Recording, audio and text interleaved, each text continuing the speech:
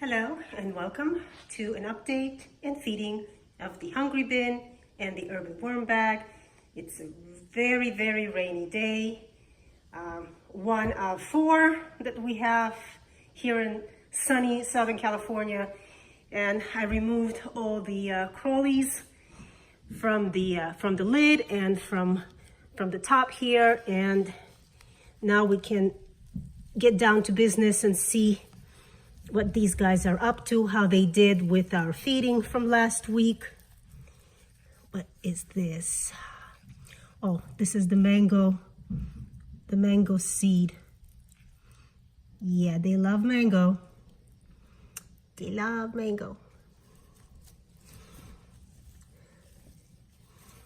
So this material that I put in here, which consisted of kitchen scraps and dry paper,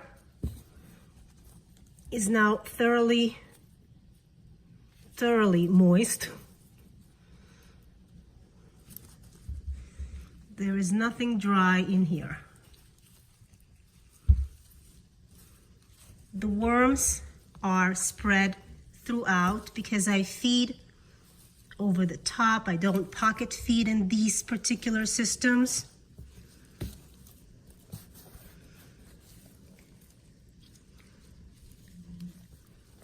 The food, of course, they make quick work of. Bedding takes them a little bit longer, but that is to be expected in any system. I think the only worms that really compost the bedding fast are the African night crawlers. All the other worms, it takes them a bit to compost the carbon sources. And since I don't have any African night crawlers in here, they're doing just fine. Yeah, but they are pretty much throughout doing their thing, and I'm happy with what they're doing, except for the crawling. But I can't blame them. It is raining, and raining hard. I was thinking, since I have another Hungry Bin that is in the garage, and it's been running for about 9 months now, and there's very little there that I'm impressed with as far as the material that's coming out the bottom. It is very high carbon bin. It's an experiment that I started 9 months ago. I wanted to see if I fed just a little bit of kitchen scraps, but mostly leaves and grasses and coconut coir, dry bedding, that type of thing. If I was going to get drier castings from the bottom, but we're not getting anything at all. So I'm a little underwhelmed. So I put some dry cardboard, and now I'm going to put the food on top. Yeah, so I was underwhelmed, and I decided that I think I'm going to just put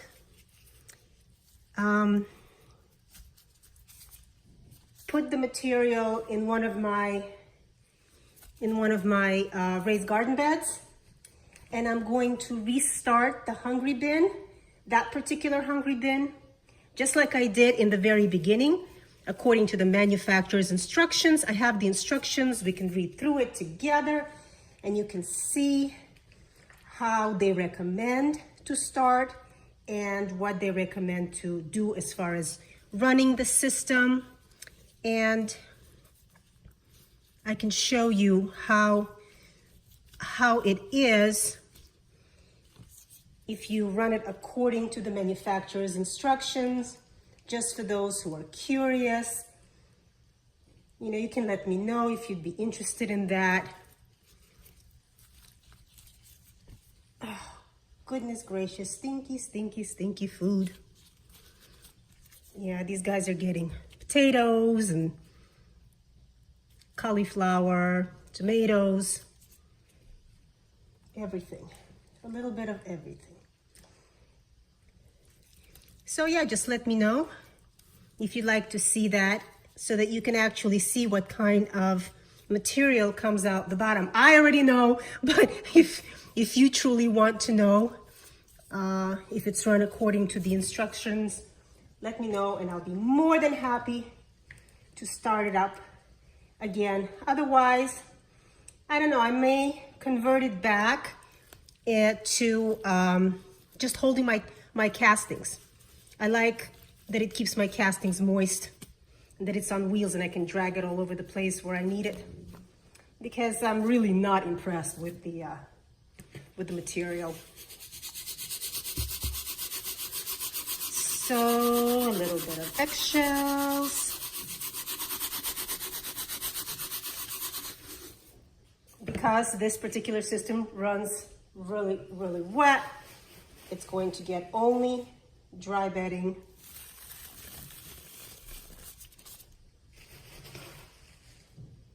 Again, I'm feeding in the center, leaving the outer perimeter for them to escape if the material heats up.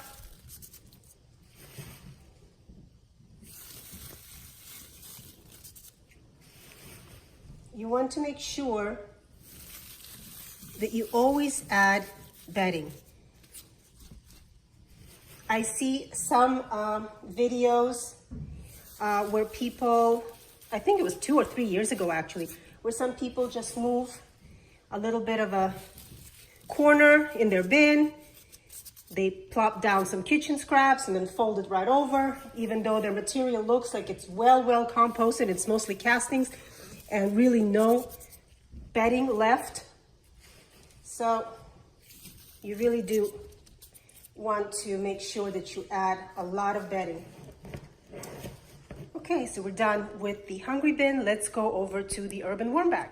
Okay, so here's our Urban Worm Bag. I opened the lid and a little bit of the condensation. Very normal, very typical, and a lot of life in the bag. So let's see what these guys have been up to.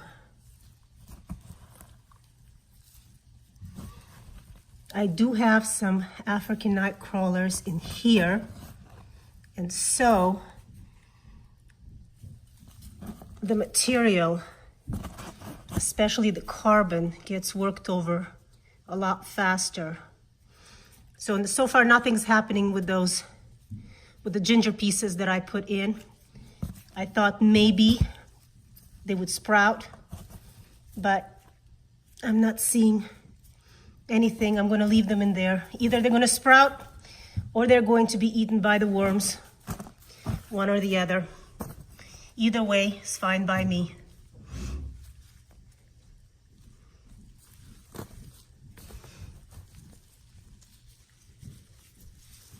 But the material here is very flaky, a lot flakier.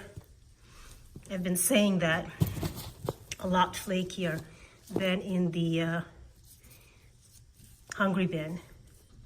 But for those who want leachate, I bet you're gonna like the Hungry Bin because it tends to run very wet and you can collect a lot of leachate. I personally don't use leachate, especially not on edibles. You can use it on shrubbery and things like that, but it's not recommended to use on the edibles. Oh yeah, these guys are just all over the place, working everything over.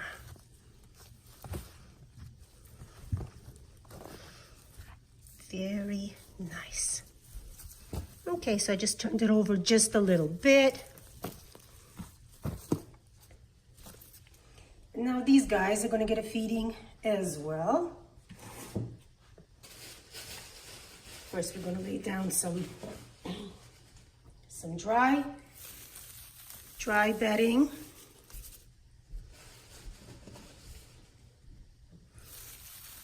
There was a time that I used to give this particular bag a little bit of moist bedding as well.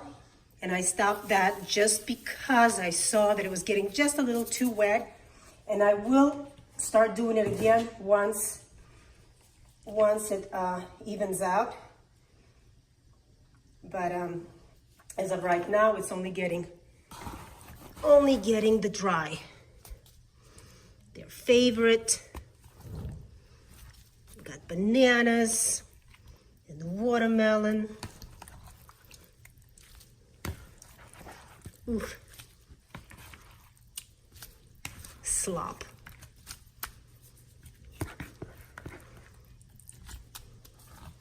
I think this should be okay. Let's see. There's banana there. There could be a worm ball. Tea bags. All kinds of deliciousness. Okay, now got eggshells.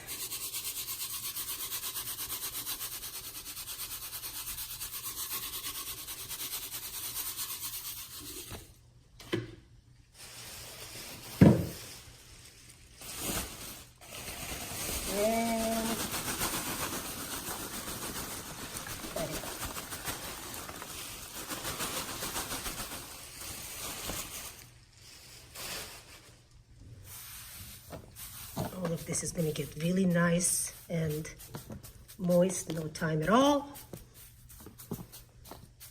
And this one is also done. So yeah, let me know if you want me to start up the Hungry Bin, and I'll be more than happy to do that.